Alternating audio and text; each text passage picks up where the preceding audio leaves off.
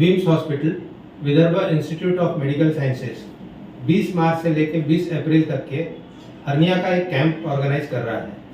इस कैंप का उद्देश्य है कि लोगों को हर्निया के बारे में पता लगे और हर्निया का इलाज कराने के लिए वो सामने आए। हर्निया एक ऐसी बीमारी है जो वजन उठाने से या बचपने से भी हो सकती है और इसका इलाज सही समय पे नहीं कराने से इसके बहुत सारे कॉम्प्लिकेशन हो सकते हैं। तो इस कैंप का हमारा उद्देश्य यही है कि लोगों को हर्निया के बारे में पता चले, उसके वेरियस जो अलग अलग प्रकार के उपचार है उस बारे में पता लगे और वो सामने आके इसका इलाज कराए और इससे निजात पाए। इस कैंप में हमने पेशेंट की सुविधा के लिए काफ़ी डिस्काउंट दिया है ताकि उन्हें सर्जरी कराने में कोई असुविधा न हो। तो सभी से यही गुजारिश है कि वो इस कैंप का ज़्यादा से ज़्यादा फायदा उठाएं। धन्यवाद। नमस्कार, यूएसएन हेलो डॉक्टर में आप सभी का स्वागत है। मैं हूं आपका होस्ट एनवी शर्मा। अगर हमारे शरीर के बाहर कुछ फोड़े फुंसी या घमौरियाँ वगैरह किस्म की बातें होती है तो हम उसको आसानी से पहचान लेते हैं क्योंकि हम उसको देख पा रहे हैं। लेकिन कई बार ये होता है कि हमारे शरीर के अंदर कुछ गड़बड़ियाँ होती है जिसे हम जल्दी पकड़ नहीं पाते और बहुत लेट स्टेज पे शायद हो सकता है हम कैच करें उसको, और तब ये भी हो सकता है कि काफ़ी लेट हो गया होगा। तो इनमें से एक बीमारी है हर्निया, जो है तो नो कॉमन लेकिन उतना ही घातक भी हो सकता है। और हर्निया क्या है, हर्निया के बारे में, उसके लिए उपाय उपचार क्या है, ट्रीटमेंट क्या है, प्रिकॉशंस क्या लेने होंगे, ये सारी बातें आज हम करेंगे। और हमने इसलिए स्टूडियो में आमंत्रित किया डॉक्टर राजेश सिंघानिया सर को। इससे पहले कि मैं चर्चा शुरू करूं, मैं आपको बता देना चाहता हूं कि डॉक्टर राजेश सिंघानिया ने IGMC से MBBS करने के पश्चात GMC यानी गवर्नमेंट मेडिकल कॉलेज नागपुर से उन्होंने पोस्ट ग्रेजुएशन MS किया है। उसके बाद उन्होंने डिप्लोमा इन लैप्रोस्कोपिक सर्जरी भी की है। अलावा इसके ये कई सारे फेलोशिप्स इनके साथ एसोसिएटेड, जैसे FA MS, FA IGES और इस FAIS ये भी है। और इसके अलावा ये शुभम नर्सिंग होम जो काटो रोड स्थित है वहाँ के ये डायरेक्टर एंड कंसल्टेंट है। इसके भी अलावा ये LIC स्क्वायर स्थित विम्स हॉस्पिटल में मैनेजिंग डायरेक्टर एंड कंसल्टेंट है और धंतोली स्थित जेन्युइन पैथोलॉजिकल लैब्स के ये डायरेक्टर भी है। बहुत सारे सोशल वर्क में इन्वॉल्व होते ये कई सारे फ्री कैंप्स, जैसे कि हिंगन घाट में उन्होंने एक ही दिन में 60 केसेस पाइल्स ऑपरेशन का किया है इन्होंने सक्सेसफुल, और ये अपने आप में एक रिकॉर्ड है। अलावा इसके आर्मी में भी उन्होंने कुछ 55 केसेस एक ही दिन में सॉल्व किया है और मोर्शी में भी इनके कैंप्स ऑपरेट होते रहते हैं। इसके अलावा लोक बिरादरी प्रकल्प जो डॉक्टर प्रकाश आमटी चलाते हैं उनके साथ भी एसोसिएटेड है और ये वहाँ के पहले लैप्रोस्कोपिक सर्जन कहला सकते हैं क्योंकि इन्होंने सबसे पहले हिमलकांसा प्लेस पे इन्होंने ये ऑपरेशंस को परफॉर्म किया है। राष्ट्रीय और अंतर्राष्ट्रीय सेमिनार्स में इनके 10 रिसर्च पेपर्स भी है और इसके अलावा कई सारे मेडिकल बॉडीज़ के साथ भी ये एसोसिएटेड है। बहुत बहुत स्वागत है सर आपका। सर, आप एक लैप्रोस्कोपिक सर्जन हो, एक बेरियाट्रिक सर्जन हो, एक लेज़र सर्जन हो, एंडोस्कोपी और कोलोनोस्कोपी में आपकी पकड़ है, तो we really will talk about all these things. But सबसे पहले मैं बात करना चाहूँगा कि व्हाट इज़ हर्निया। हर्निया, जैसे आपने बताया कि ये शरीर के अंदर या शरीर के बाहर है जी। असली में हर्निया वो होता है जब शरीर के अंदर की चीजें बाहर आने शुरू हो जाती है। क्या वजह क्या हो सकती है सर? वजह इसकी तो बहुत सारी होती है। मैं इसका एक सिंपल उदाहरण देना चाहूँगा कि आप जैसे एक टायर ले लीजिए। हाँ। आपकी जब गाड़ी चलती जाती है टायर घस जाता है तो उसका ट्यूब थोड़ा सा बाहर आने लगता है जी। तो अब इसे आप कहेंगे कि ये ट्यूब का हर्निया हो गया है। हाँ। मतलब उसकी जो परत थी वो टायर था। हाँ। लेकिन अब ट्यूब उसमें से बाहर आने लगा है तो वो ट्यूब का हर्निया होगा। वैसे ही अपने शरीर की एक परत होती है, जैसे चमड़ी होती है, चमड़ी के अंदर मसल्स होते हैं, मसल्स के अंदर एक पेरिटोनियम करके लेयर होता है। ये सब लेयर अपने शरीर के जो अंदरूनी भाग है उसको प्रोटेक्ट करने के लिए रहते हैं। जब इस लेयर में कुछ कंजेनिटल या बचपन से डिफेक्ट हो या कुछ उम्र के साथ डिफेक्ट आ जाए हो या फिर किसी ऑपरेशन से कोई डिफेक्ट तैयार हुआ हो या फिर कुछ परत की मसल्स जो है वो कमजोर हो गई हो तो जो शरीर के अंदर की चीजें हैं वो बाहर प्रोट्रूड होने लगती है। तो ये प्रोट्रूजन को अपन ये प्रोट्रूड अगर हो तो ये मसल्स के अंदर ही प्रोट्रूड होता है या ये बाहर भी बाहर निकल जाता है जी। मसल्स के अंदर अगर ये प्रोट्रूड होता है तो ये पता नहीं चलता है। हाँ। ये तो बहुत ही रेयर डायग्नोसिस हो जाएगा। जब ये बाहर आने लगता है तब अपने आप को पता चलता है कि कुछ हो रहा है। और काफी पेनफुल होता है सर? यूजुअली पहले पेनलेस होता है, हाँ। बाद में पेन धीरे धीरे जैसा वो बड़ा होता है तो होता है। तो इसमें मैं ये कहना चाहूँगा कि कुछ शरीर में अपने पहले से ही थोड़े कमजोर चीजें होती है, मतलब जी। कमजोर भाग होते हैं। जैसे आप लेंगे कि इंग्वाइनल हर्निया बोलते हैं, जो यूजुअली मेल्स में कॉमन है, जो जांग में हर्निया होता है। हाँ हाँ क्या होता है कि बचपन में जब बच्चा बनता है शरीर के अंदर, तो उसकी जो दोनों टेस्टिस होती है, जो नीचे की दोनों गोलियां होती है, वो पेट में ऊपर की तरफ रहती है, किडनी के पास। जब बच्चा जब पैदा होने का आखिरी का समय आता है, तो ये गोलियां नीचे उतरती है। तो जब ये गोलियां नीचे उतरती है तो वहाँ पे एक होल होता है, जिसको हम इंग्वाइनल कैनल बोलते हैं। तो ये इंग्वाइनल कैनल से ये टेस्टिस बाहर आती है। तो ये जो होल होता है यूजुअली यंग में, या ये अच्छा होल होता है, मतलब ये पूरा प्रोटेक्टेड होल होता है ताकि इसमें से हर्निया ना हो। बट कभी ये होल बड़ा हो जाता है या तो वहाँ की मसल्स कमजोर हो जाती है, तो शरीर की जो आंतड़ियां हैं वो इस होल से बाहर आने लगती ओहो, हाँ। है। इसको अपन इंग्वाइनल हर्निया बोलते हैं। वैसे ही अपनी नाभि होती है। नाभि वो भाग है जिससे बच्चा जब शरीर में रहता है तो उसका जो ब्लड सप्लाई है वो इस नाभि से प्लेसेंटा के थ्रू आता है। जो नाभि का हर्निया होता है, नाभि भी एक शरीर का कमजोर भाग है। नाभि वो जगह है जहाँ से बच्चा मदर के प्लेसेंटा को जब बनता है तो अटैच होता है जी। और जब बच्चा हो जाता है तो फिर वो कॉर्ड निकल जाती है और वहाँ नाभि होती है। तो नाभि में एज सच कोई मसल नहीं होती है, न कोई बहुत टफ लेयर होता है। तो इसके कारण जब आदमी अगर मोटा होता है, या तो फीमेल्स जिनके मसल्स बहुत कमजोर होते हैं, उनको नाभि का हर्निया होता है। तो ये 2-3 जो है, जैसे अम्बिलिकल हर्निया हो गया या इंग्वाइनल हर्निया हो गया, ये शरीर के ही भाग जो है जो कमजोर है उसमें से होता है।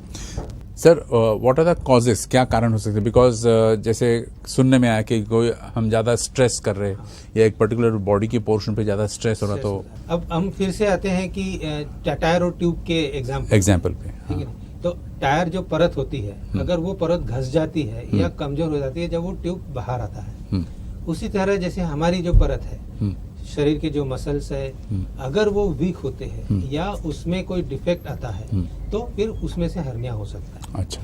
अब आप ले लीजिए ओबेसिटी। ओबेसिटी में ये होता है कि फैट मसल्स के बीच में जमा होना शुरू हो जाता है, इसके कारण मसल्स वीक हो जाते हैं, तो उसमें से हर्निया होने के चांसेस बढ़ जाते हैं।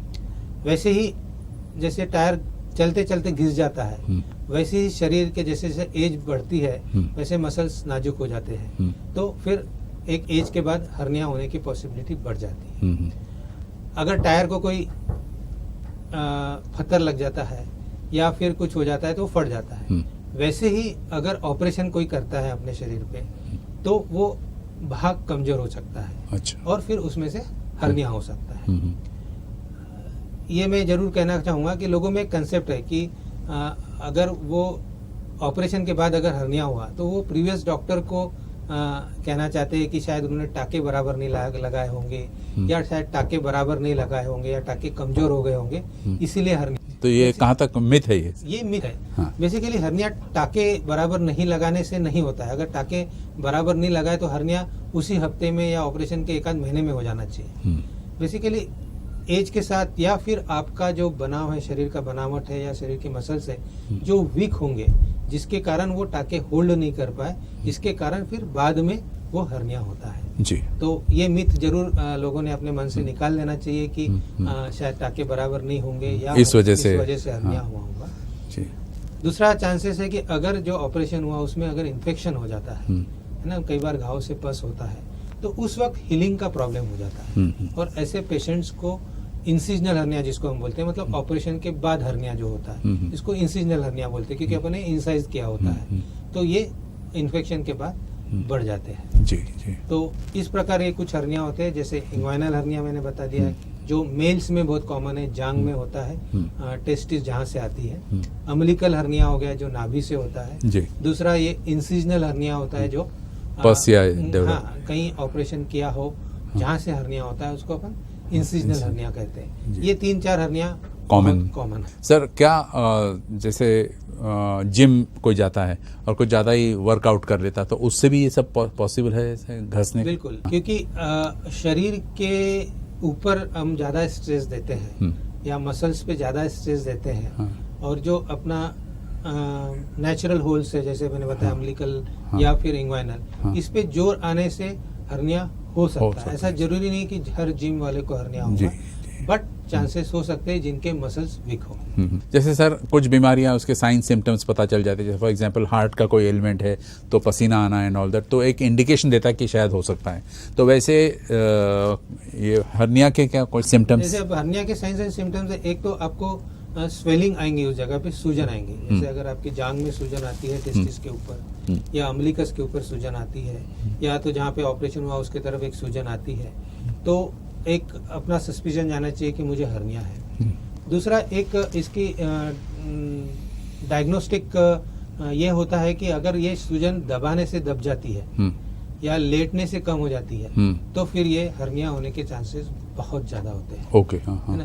तो जो सूजन आती है और फिर चले जाती है, दबाने से चले जाती है या लेटने से चले जाती है, तो ये हर्निया होने के चांसेस। जी सर, जिस प्रकार से जैसे बीपी की शिकायतें या हार्ट की शिकायतें एक पर्टिकुलर एज यानी 40 के बाद 50 के बाद ये सब स्टार्ट हो जाते हैं बिल्कुल एलिमेंट्स, तो उसी प्रकार ये जो हर्निया है इसका भी कोई एक एज फैक्टर होता है कि इस उम्र में ज़्यादा पाई जाती है, उस उम्र में ज़्यादा पाई जाती है? हर्निया पाए तो एक दिन के बच्चे से लेके तो 100 साल के बच्चे तक, 100 साल की उम्र तक होगा। मतलब एक दिन के बच्चे को भी हर्निया हो सकता है। मतलब वो बनावटी में जैसे बताया कि टेस्टिस नीचे आती है तो हो सकता है उसके साथ आंतड़ी भी नीचे आ जाए, और 100 साल का उम्र है उनको भी हर्निया हो सकता है। लेकिन जो कॉमन है वो 30 to 50 ईयर्स में बहुत कॉमन है, क्योंकि ये एज होती है जब आदमी बहुत ज्यादा काम करता है, स्ट्रेस उसके लाइफ में ज्यादा रहता है, मतलब स्ट्रेसफुल वर्क बहुत ज्यादा रहता है, तो ये एज में वो बहुत ज्यादा common. So can we conclude sir कि 50 को पार कर गए अगर कोई तो भाई चांसेस कम हो जाते हैं, डिमिनिश हो जाता है, बिकॉज उसकी एक्टिविटीज भी उस हिसाब से कम हो जाती है? हाँ, एक्टिविटी कम हो जाती है, लेकिन एज के साथ मसल्स भी वीक होती है,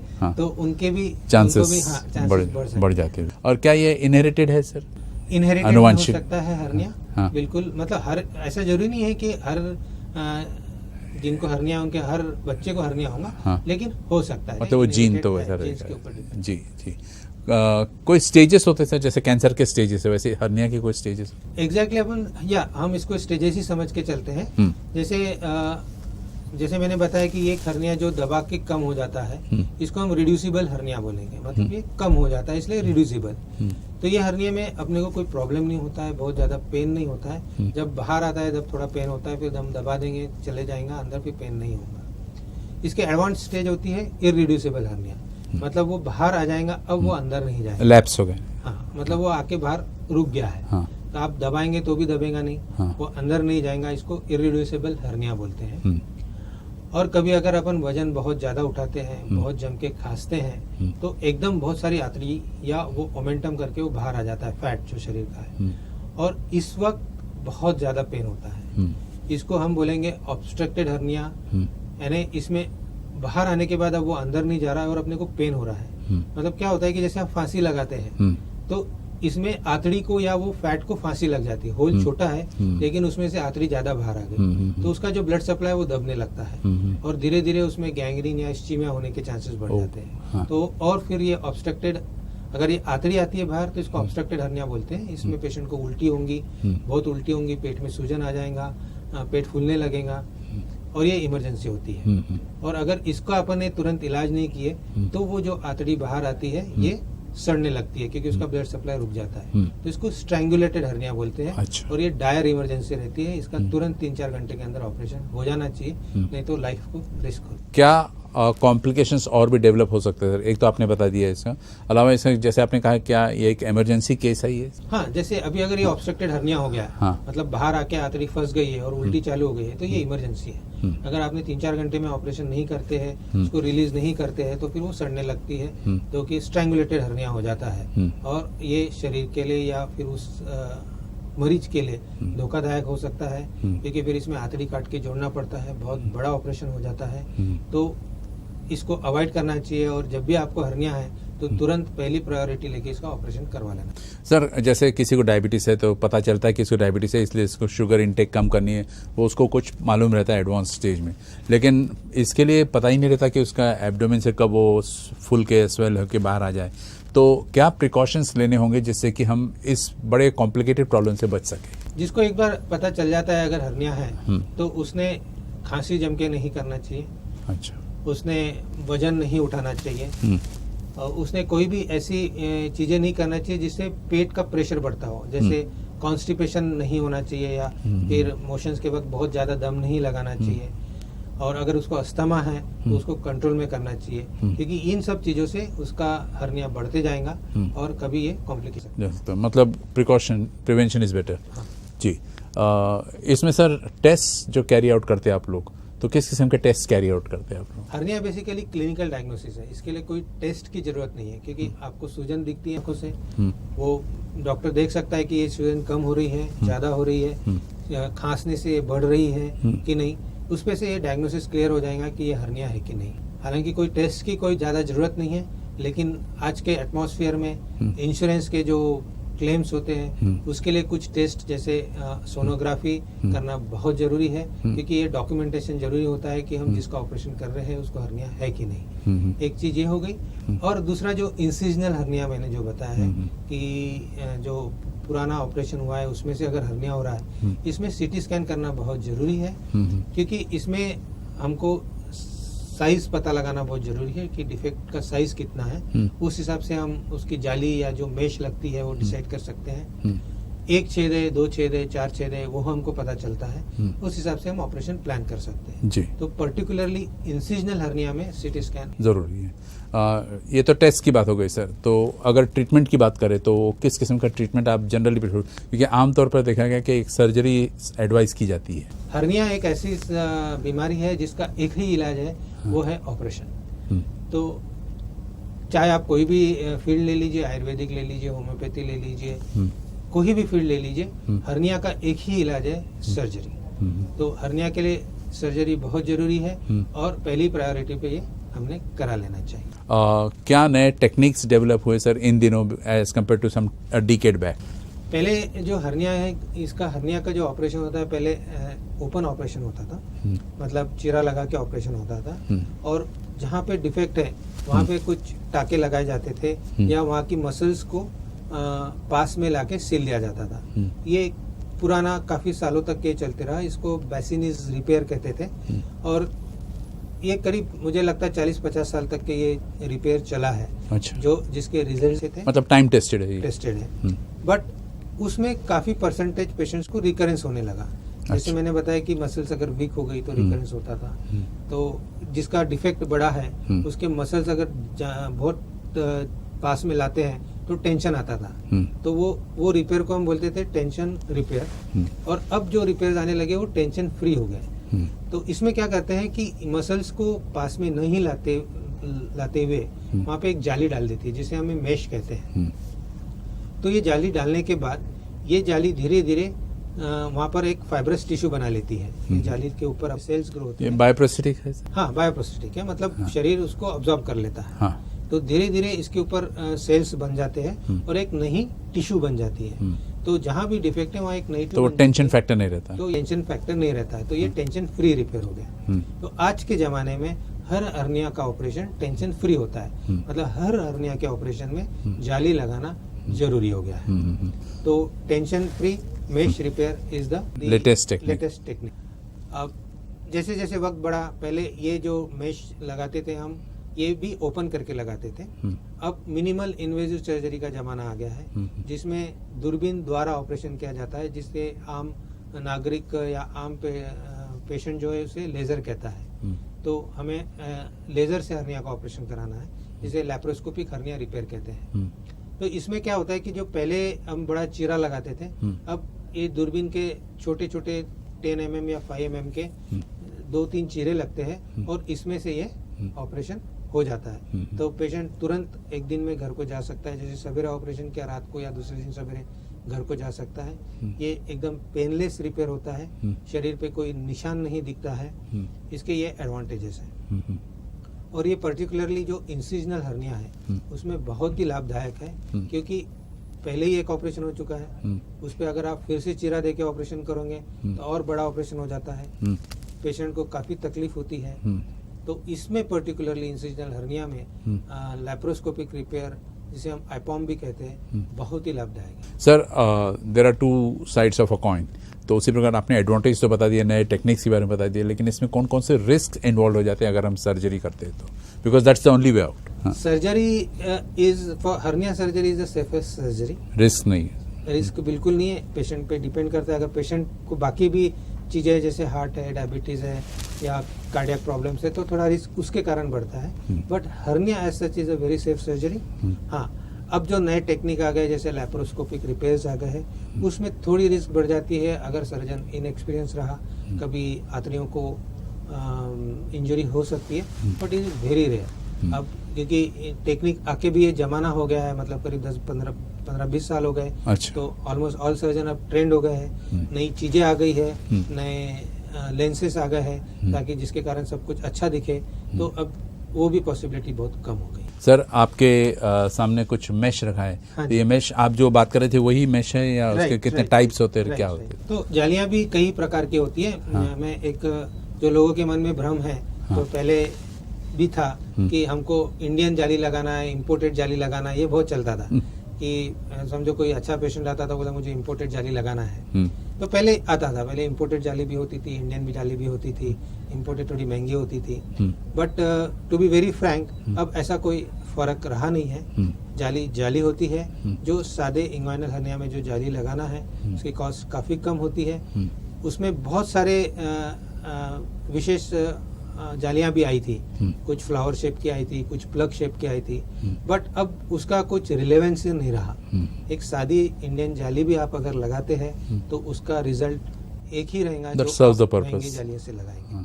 तो वो जाली की फैंसी इसमें मुझे नहीं लगता पेशेंट ने जाना चाहिए या पेशेंट ने डॉक्टर को क्वेश्चन करना चाहिए। वो पेशेंट का ही नुकसान है, उसका कॉस्ट बढ़ जाएगा। राइट। ठीक है।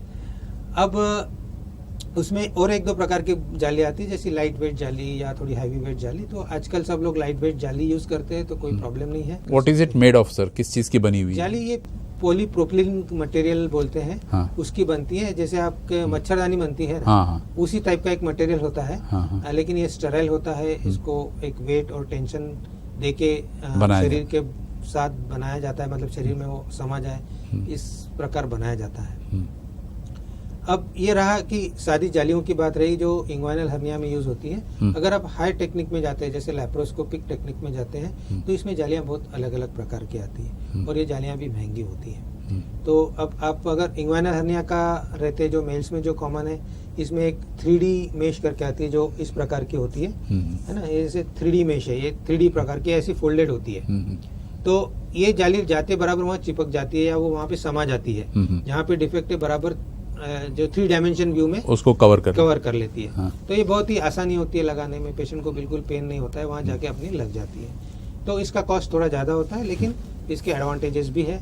और जो भी इंग्वाइनल हर्निया लैप्रोस्कोपी जाते हैं वो जरूर थोड़े एडवांस जाली के लिए जाना चाहिए। How much does it cost? This will cost approximately 10,000 यानी of this size? Of this size. अच्छा। तो साइज से बहुत ज्यादा जाली का ये नहीं बढ़ा है, मतलब एक स्टैंडर्ड साइज ही होता है? स्टैंडर्ड नहीं, इसमें मीडियम भी आता है, लार्ज भी आता है, डिफेक्ट के ऊपर देता है, शरीर के ऊपर डिपेंड करता है। अगर केस टू केस 7.5 फीट का आदमी, उसको लार्ज जाली लगाएंगे, छोटा यंग है तो उसको स्मॉल जाली लगाएंगे। तो लेकिन साइज से इसका फर्क नहीं गिरता है, कॉस्ट का फर्क नहीं गिरता है जी। तो मीडियम या लार्ज यूजुअली चलती है। और कोई अच्छी मेश लैप्रोस्कोपिक रिपेयर जब आप करवाते हैं, जो कि एक एडवांस टेक्निक है जिसके लिए पेशेंट ज़्यादा पे भी कर रहा है, तो उसने एक अच्छी जाली यूज करना चाहिए। दूसरा होता है कि इंसिजनल हर्निया जो मैंने बताया, या अम्बिलिकल हर्निया जो मैंने बताया, इसमें अगर अपन ओपन करते हैं तो सादी जाली लगती है। अच्छा। जो इंग्वाइनल हर्निया में जेल लगती है, तो इसकी कॉस्ट बहुत कम होती है। लेकिन वही अगर ये एडवांस टेक्निक के लिए जाते हैं अपन, जैसे लैप्रोस्कोपिक रिपेयर के लिए जाते हैं, तो इसकी विशेष प्रकार की जाली आती है। क्योंकि ओपन ऑपरेशन में जो होता है, हम ये जो जाली है चमड़ी के नीचे या मसल्स में लगाते हैं, जहाँ पे पेशेंट की आंतड़ी उसके कांटेक्ट में नहीं आती है, जो पेशेंट की आंतड़ियाँ होती है उसके कांटेक्ट में नहीं आती है। जब लैप्रोस्कोपिक रिपेयर करते हैं इंसिजनल हर्निया में या अम्बिलिकल हर्निया में, तो ये जो जाली है ये शरीर के अंदर से लगाते हैं, अंदर की परत से। तो ये जाली के कांटेक्ट में आंतड़ियां, मतलब आप जो पेरिटोनियम बोल रहे थे, हाँ, पेरिटोनियम के नीचे से लगाते हैं। तो ये जाली एक विशेष प्रकार की होती है क्योंकि इसको आंतड़ियां टच होती है। अगर यहाँ सादी जाली लगाएंगे तो आंतड़ियां उस पे चिपक जाएंगी और उसके कारण ऑब्स्ट्रक्शन करके जो प्रॉब्लम होता है वो होता है। राइट। तो इसके लिए विशेष जाली आती है जिसमें एक भाग जो होता है जो रफ होता है और एक भाग स्मूथ होता है, ताकि आंतड़ियां जब इस पे लगे तो ये चिपके नहीं। अच्छा। और इसके कारण कॉस्ट बहुत बढ़ जाती है। तो यही साइज की अगर आप सादी जाली लगाते हैं तो वो 5, 7 या 8 हजार की आएंगी। अच्छा। लेकिन ये विशेष प्रकार की अगर जाली हम लगाते हैं तो इसकी कॉस्ट आती है 40 से 50 हजार रुपए। अच्छा, एकदम 3-4 टाइम्स, एकदम 10 टाइम्स कॉस्ट बढ़ जाती है। बट जो भी पेशेंट लैप्रोस्कोपिक हर्निया रिपेयर के लिए जा रहा है, इंसिजनल हर्निया के लिए, उसने यही जाली लगाना चाहिए। Quality is important, quality important और सेफ्टी इज इम्पोर्टेंट, बिकॉज ये बहुत सेफ होती है। यहाँ पे आंतड़ी आके चिपकेंगी नहीं, तो कभी आपको फ्यूचर में प्रॉब्लम जाएगा नहीं। तो इसीलिए जब भी अगर लैप्रोस्कोपिक इंसिजनल हर्निया या अम्बिलिकल हर्निया का करते हैं तो उसका कॉस्ट बढ़ जाता है। और पेशेंट्स के पास आजकल इंश्योरेंसेस होते हैं, इंश्योरेंस कंपनी पैसे देने को तैयार है, और जो भी अफोर्ड कर सकता है उस ये जाली अफोर्ड कर सकता है उसी ने ही लैप्रोस्कोपिक रिपेयर कराना चाहिए। ऐसा नहीं होना कि मुझे लैप्रोस्कोपिक रिपेयर करा दो लेकिन आप सस्ती जाली लगा दो। तो ये आप मतलब पेनी वाइज पाउंड फुलिश हो जाएगा। जी, आपने टाइम्स बड़ी खूबसूरत अंदाज में समझाया सर। इसके रिकरेंस होने की क्या चांसेस है, जैसे इवन आफ्टर दिस मैश वगैरह लगाने के बाद भी? आज के ज़माने में with advance technique, advance equipments, with the type of knowledge everybody is having, chances of recurrence are very less. But full proof कुछ भी नहीं है। एक 2 to 5% चांसेस ऑफ रिकरेंस है। और ये भी यूजुअली इसलिए होता है कि कभी जाली छोटी लग जाती है, कभी जाली सरक जाती है, इसलिए होता है। सर, आपने मैश के बारे में बताया, बड़ा सुंदर वर्णन किया आपने, डिफरेंट टाइप्स ऑफ मैशेस आपके सामने। लेकिन जब ये आप सर्जरी में चिपकाते हो अंदर बॉडी के अंदर, तो उसके कोई प्रोसीजर या प्रिकॉशंस लेने पड़ते हैं? किस किस्म से उसको चिपकाया जाता है? तो जैसे मैंने बताया कि ये जो 3D मैश होती है तो अपने आप जाके वहाँ फिट हो जाती है। ये इंग्वाइनल हर्निया के लिए है। लेकिन जो अम्बिलिकल हर्निया या इंसिजनल हर्निया के लिए जो मैश होती है, ये हम पेरिटोनियम पे लगाते हैं। तो इसको चिपकाने के लिए एक विशेष गन आती है, जिसको हम स्टेपलर बोलते हैं। जैसे अब आपको 2 पेपर पंच करना है तो आप स्टेपलर यूज करते हैं, वैसे ये बायोलॉजिकल स्टेपलर होता है, जिसे गन में लगा रहता है। तो ये गन वो दूरबीन के छेद द्वारा अंदर जाती है और फिर ये जाके हम इसको यहाँ पे गन फायर कर देते हैं चारों तरफ। तो इसमें फिर स्प्लिट्स नहीं आएंगे? नहीं, वो बहुत ही छोटे छोटे माइक्रो होते हैं, माइनर होते हैं, स्प्रिंग टाइप के। तो ये इसको जाके मसल्स में घुस जाती हैं वो छोटे छोटे, तो उसके कारण वो शरीर में चिपक जाती है। और ये इसे कॉस्ट इसलिए भी बढ़ती है क्योंकि ये इसको हम जो स्टेपलर या टैकर कहते हैं, ये भी कॉस्टली होता है। करीब एक 17-18 हजार का एक स्टेपलर आता है, जिसमें 30 फायरिंग होती है, 30 फायरिंग। तो एक मैच को यूजुअली 20 से 25 फायरिंग लग जाती है। अच्छा, तो उससे ये चिपकता है। जी। सर, एक सुंदर मैसेज आपका ये टॉक शो रहा है, लेकिन फिर भी अगर एक मैसेज को आप वाइंड अप करना चाहोगे तो क्या मैसेज रहेगा? अपनी इम्यूनिटी बढ़ाने के लिए योगा, विटामिन सी ये जरूर लीजिए, इससे आपका इम्यूनिटी बढ़ेगा। रेगुलर एक्सरसाइज, रेगुलर डाइट और घर का ताज़ा बना हुआ भोजन इस वक्त ज़रूरी है, ताकि आपको कोविड के अलावा कोई दूसरी बीमारी ना हो। और कोविड भी अगर आपका शरीर स्वस्थ होगा तो आपको फाइट करने में बहुत बहुत सहायता। सर, एक पूछना था कि व्हाई दिस जून का हर्निया के साथ क्या रिलेशन? जून, देखो, जून जो महीना है ये इंटरनेशनली हर्निया अवेयरनेस मंथ करके कहलाता है। इसे अपन हर्निया अवेयरनेस मंथ करके सेलिब्रेट करते हैं। तो इस मंथ में यूजुअली बहुत सारे प्रोग्राम रहते हैं हर्निया के लेके, लोगों को जागरूक किया जाता है हर्निया क्या होता है, ताकि इसके उससे को उनको कॉम्प्लिकेशन ना हो। बहुत सारे कैंप्स भी होते हैं इस मंथ में, कम पैसों में ऑपरेशन या फिर फ्री में ऑपरेशंस भी होते हैं इस महीने में। तो हर बीमारी के लिए कुछ ना कुछ मंथ बना है या कुछ ना कुछ डे बना है, ताकि उसके उस दिन उसका अवेयरनेस बढ़े, रिलेवेंस रहे, अवेयरनेस बढ़े। तो इस प्रकार जून पूरा हर्निया अवेयरनेस मंथ करके कहलाता है और इंटरनेशनली सेलिब्रेट किया जाता है। और इसीलिए मैंने आज यह टॉपिक चुना है कि लोगों को हर्निया का awareness. Thank you so much sir, lovely message था ये, और उम्मीद करता हूँ कि हमारे दर्शक जो है इन चीज़ों को फॉलो करेंगे and avoid complications rather than invited. Thank you so much.